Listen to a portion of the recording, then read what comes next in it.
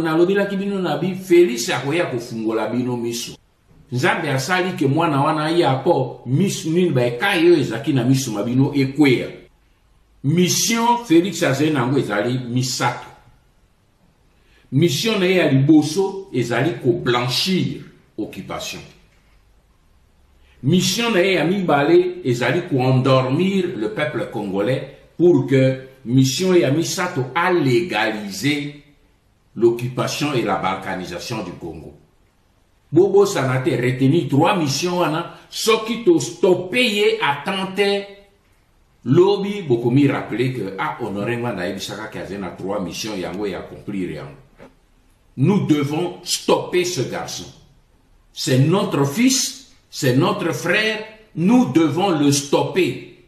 Et c'est le colomoni mwana ya yibi livré andako azo luka kende ko brader yango boko sauter likolo na ebo simbi ebo plaquer au sol. C'est ce que nous devons faire avec Félix. Nous devons le plaquer au sol.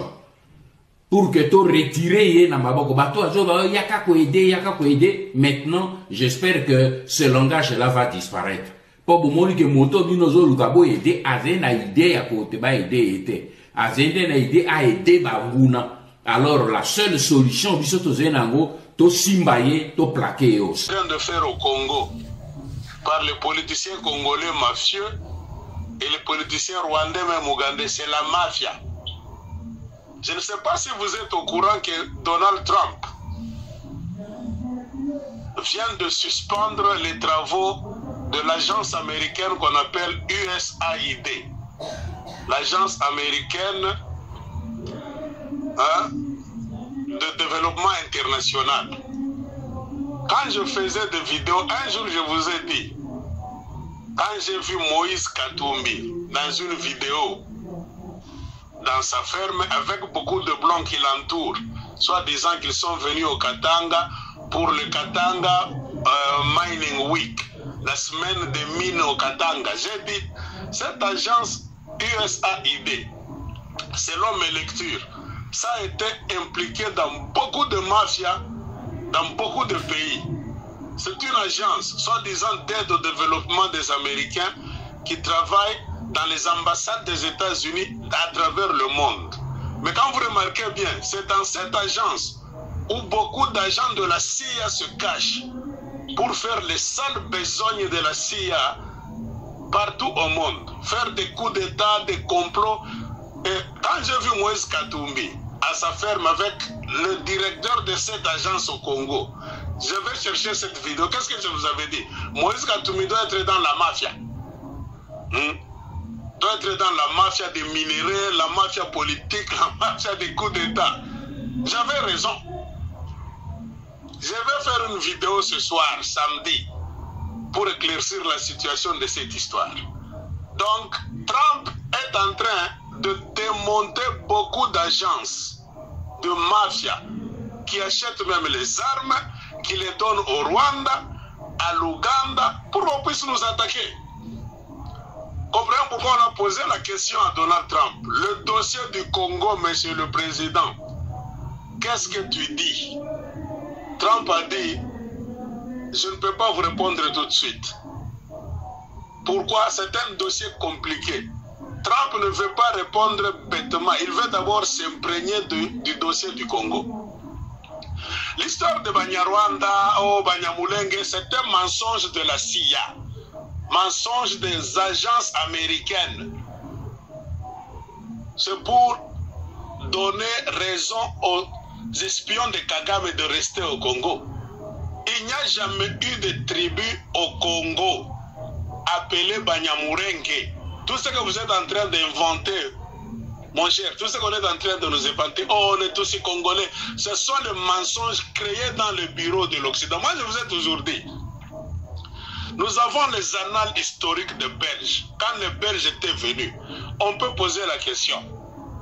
Ce sont nos chefs coutumiers que le Belge est entré en contact avec. Chaque chef coutumier du Congo a été forcé à signer un document, même avec l'encre. On connaissait le chef c'est qui, son territoire c'est quoi, son peuple, c'est quelle tribu, ça parle quelle langue. Quand vous lisez les annales historiques, vous n'allez jamais trouver le Kinyamurenge. Il n'y a jamais eu un peuple Kinyamurenge. Il n'y a jamais eu un peuple Kinyarwanda, rwandophone dans les archives de Belge. Jamais. Ils n'ont jamais eu de chef coutumier.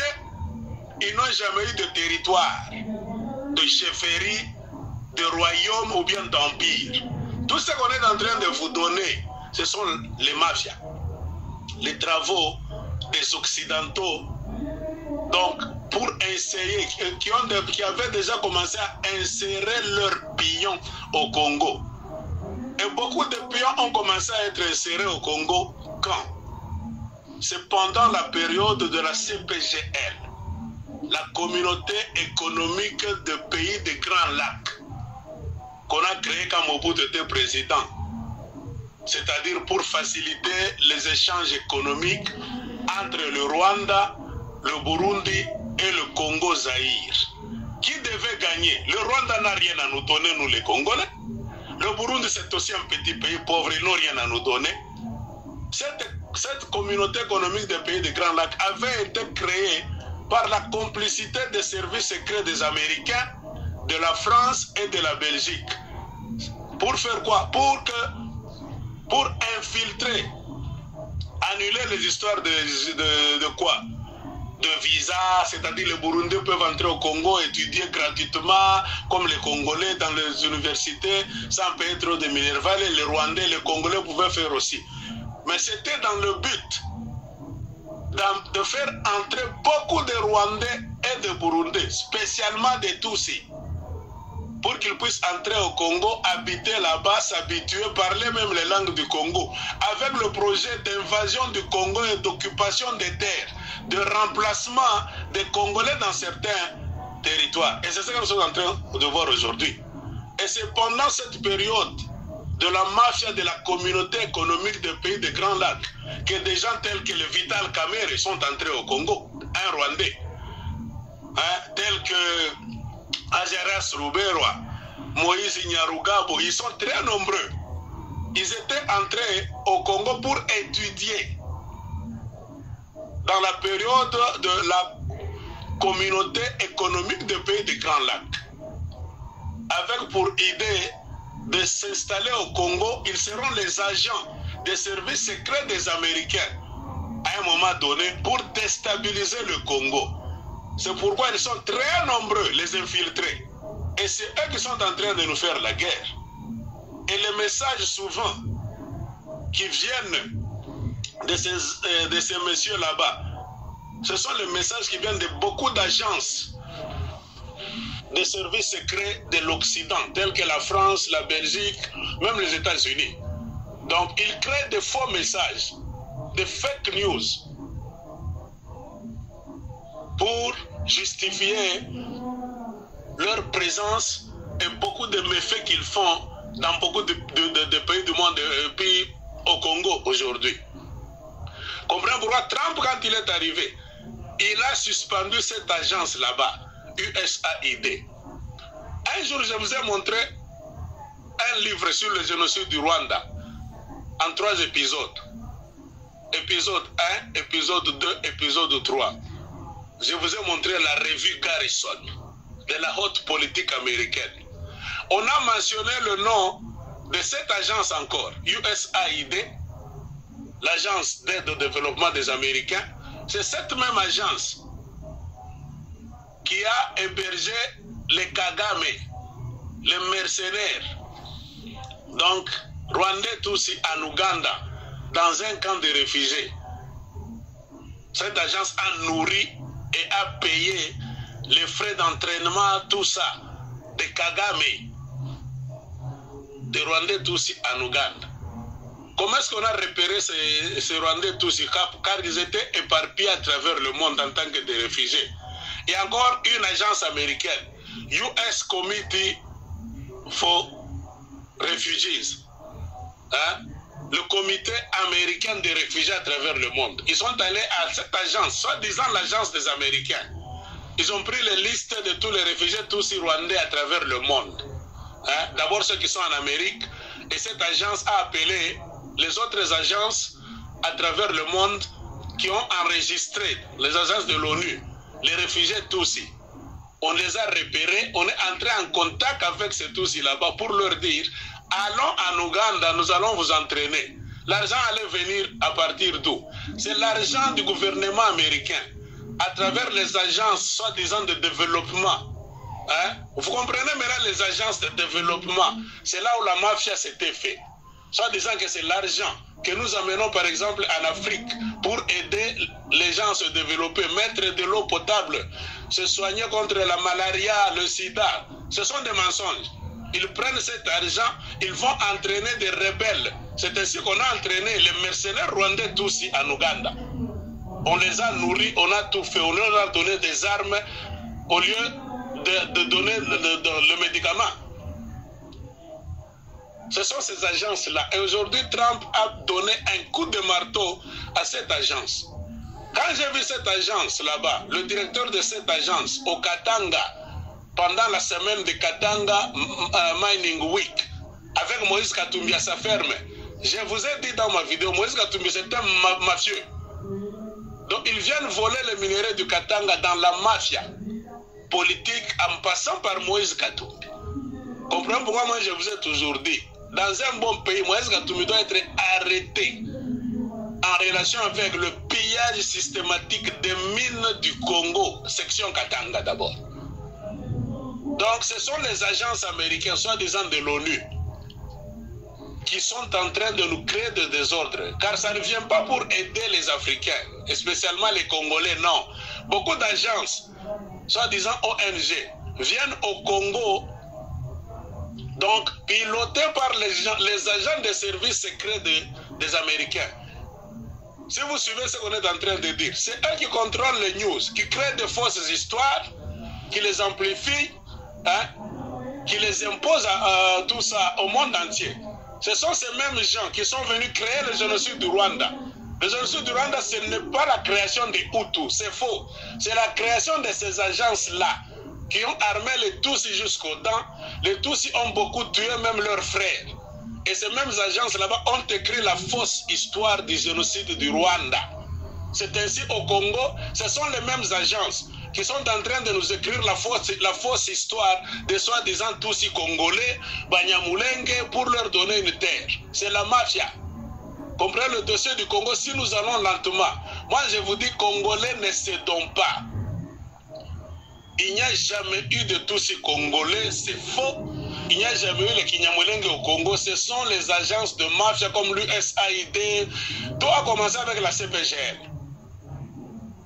C'est quand on infiltrait les Tutsis de l'Afrique centrale, la région des Grands Lacs, au Congo, Rwandais, Burundais, même Ougandais, pendant ce temps-là. Alors c'est pour cela que nous disons aux gens comme les Corneille Nangaa, ils n'ont pas de leçons à nous donner. Quand nous suivons des vidéos là où Corneille Nangaa est en train de confirmer que le Kinyarwanda c'est une langue congolaise, comprenez, ce monsieur-là est trop dangereux. Corneille Nangaa, nous devons le poursuivre en justice et inspecter, enquêter sur sa vie. Ce monsieur est trop dangereux. Il veut nous imposer les Rwandais au Congo. D'abord, il est menteur. C'est lui qui nous a causé le problème d'aujourd'hui, Corneille Nangaa. En truquant les élections de 2018, en mettant au pouvoir quelqu'un qui n'a pas gagné les élections, en échange de quoi on lui a donné la province du Haut-Ouélé, rempli d'or. Corneille Nangaa a volé des tonnes et des tonnes d'or. Lui et sa famille, les Nangaa Baseane, il faisait sortir ces tonnes d'or-là, ces lingots, à travers le Soudan du Sud et l'Ouganda pour aller être liquidés au Moyen-Orient, à Dubaï. Corneille Nangaa n'est pas un exemple de lutte. Aujourd'hui, si Corneille Nangaa a pris les armes, ce n'est pas pour combattre pour nous les Congolais. Corneille Nangaa est frustré dans le combat du contrôle des minéraux entre lui et Félix Tshisekedi. Le pouvoir toujours. Corneille Nangaa attendait qu'après 5 ans, Tshisekedi rende le pouvoir à Kabila. Or, lui, Corneille Nangaa, c'est un kabiliste. Ainsi, ils allaient revenir au pouvoir après avoir truqué les élections de 2018. Mais Tshisekedi n'a pas donné le signe de la remise de pouvoir à Corneille Nangaa. Alors, Corneille Nangaa a commencé à entraîner des milices dans ces mines d'or du Haut-Ouélé. Soit disant que ce sont les gens qui travaillaient dans les mines, mais c'est là où Corneille Nangaa a commencé déjà à monter des milices pour combattre Tshisekedi. Les services secrets du Congo ont été informés rapidement qu'attention avec Corneille Nangaa, dans les mines du Haut-Ouélé, à beaucoup d'endroits, dans des forêts, Corneille Nangaa, avec beaucoup d'argent que Joseph Kabila lui a laissé en lui donnant les mines donc, du Haut-Ouélé, forme déjà des milices qui vont combattre le régime Tshisekedi. C'est pendant ce temps-là que Félix Tshisekedi a chassé Corneille Nangaa. Donc Corneille Nangaa c'est un frustré dans le contrôle des mines, tout ça. C'est ainsi que Corneille Nangaa a fui. Il est allé où? Il est allé en Ouganda chez Museveni. Et puis, il est allé au Rwanda encore chez Kagame pour se joindre au M23. Les M23 et les ADF Nalu de l'Ouganda, ce sont des gens qui viennent piller chez nous. Corneille Nangaa s'est rangé du côté de ceux qui détruisent le Congo. Ce n'est pas un révolutionnaire. Nous n'allons jamais accepter que Corneille Nangaa entre au Congo, soit disant c'est pour nous sauver. C'est faux. Moi, je vous ai dit, retenez votre souffle. Beaucoup d'agences de mafia aux États-Unis et à travers le monde sont en train d'être démontées. On va vous faire des vidéos pour vous expliquer. Même la guerre de l'Ukraine, bientôt ça va finir. Ce sont les mêmes agences USAID qui sont derrière les fausses informations.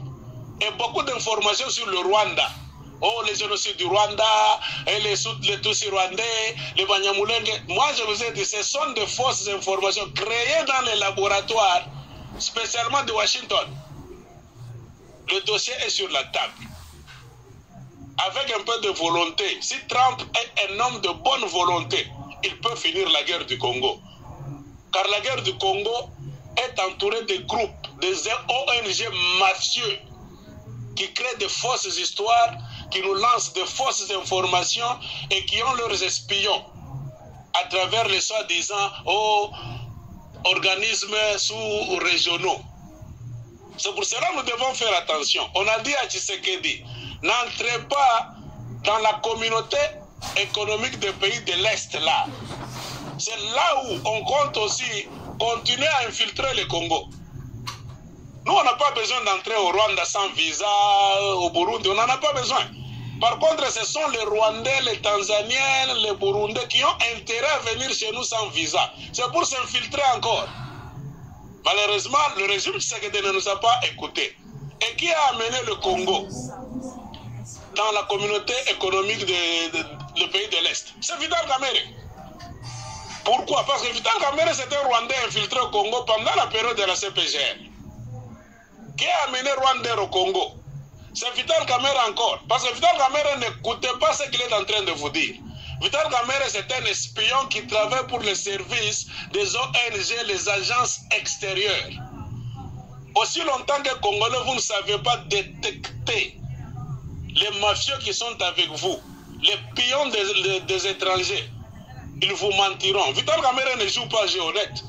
Ne suivez pas ce que Vital Kamerhe dit. Mais regardez dans les archives ce qu'il a fait et ce qu'il est en train de faire. Arrêtez Vital Kamerhe. Aussi longtemps que Tshisekedi laissera cet homme-là libre, il sera surpris.